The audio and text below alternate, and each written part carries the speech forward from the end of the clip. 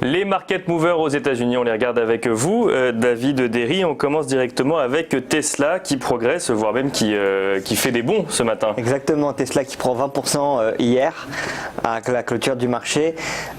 Donc une hausse qui représente environ 130 $ quand même en une journée. C'est le bond le plus important en une séance depuis 7 ans sur les marchés financiers. Et donc pourquoi et quelles sont les raisons derrière cette hausse fulgurante de Tesla? C'est qu'ils ont signé en fait un accord d'approvisionnement en batterie avec une entreprise chinoise qui s'appelle CATL, donc Contemporary Amperex Technology, pour 2 ans, ce qui a fortement impacté le titre. Mais il y a aussi d'autres raisons qui ont bénéficié à la croissance du titre.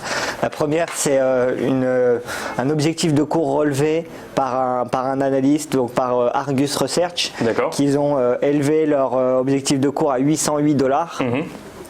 Donc c'est aussi une des raisons qui explique la hausse. Et enfin la troisième raison qui peut expliquer une hausse aussi importante de Tesla, c'est les résultats trimestriels de Tesla qui ont été meilleurs que prévu. Donc ils ont connu un chiffre d'affaires en croissance de 2% sur ce dernier trimestre, qui représentait 7,4 milliards contre 7,2 qui était estimé. Et donc Tesla qui monte impressionnamment. Après, ce qu'il faut savoir, c'est que par contre en termes de bénéfices, ils ont toujours du mal. Donc les bénéfices de Tesla, ils sont en baisse de 25%, mais c'est quand même le deuxième trimestre de toute l'histoire de Tesla, comme quoi l'entreprise est rentable. Donc ça quand même envoie un signe assez positif au marché. Puis on sait que Tesla en ce moment sur des gros projets, notamment avec sa Gigafactory en Asie ou ce genre de choses, et donc c'est ce qui peut expliquer le fait que les bénéfices soient parfois un peu mangés.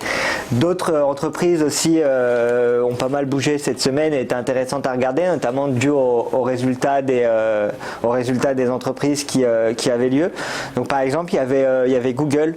Bien sûr. Et Google, c'était intéressant à regarder. Alors les résultats ont été décevants malheureusement. Ils ont été inférieurs aux attentes des analystes et ils ont tablé sur un résultat ce trimestre à peu près 46 milliards de dollars alors qu'on en attendait environ 47. Mais ce qui était intéressant à regarder et à analyser en fait dans les résultats de Google cette année, c'est que c'est la première fois que Google en fait publie en même temps que ses résultats, publie les revenus de YouTube.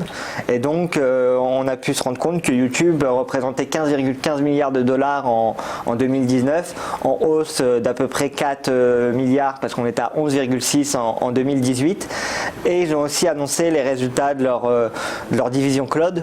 Et là encore, les résultats sont plutôt corrects parce qu'on a 8,92 milliards de revenus en 2019 pour le cloud de Google et 5,84 milliards en 2018.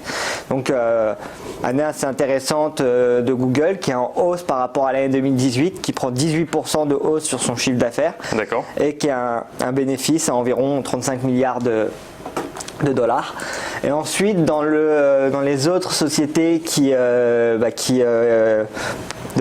publié leurs résultats. Exactement, qui publiaient leurs résultats. Il y a Apple. Donc Apple, on peut voir que l'année 2019 avait déjà été une belle année parce qu'on était de 150 $, on était passé à peu près à 300 $, donc on avait presque doublé. Et on continue l'année 2020 assez correctement, notamment en termes de résultats boursiers. Après sur le cours ça se voit un peu moins, mais donc ils ont sorti un chiffre d'affaires record et un nombre de ventes record.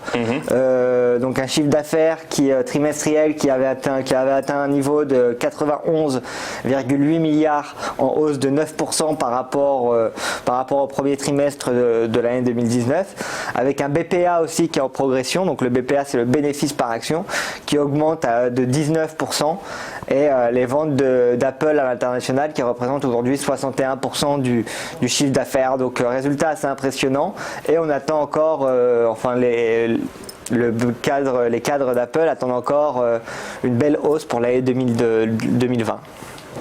Alors ça, c'était pour les market movers États-Unis. Merci beaucoup David. Et dans quelques instants, on regardera ensemble un actif à la loupe, le Yield King Copy Portfolio.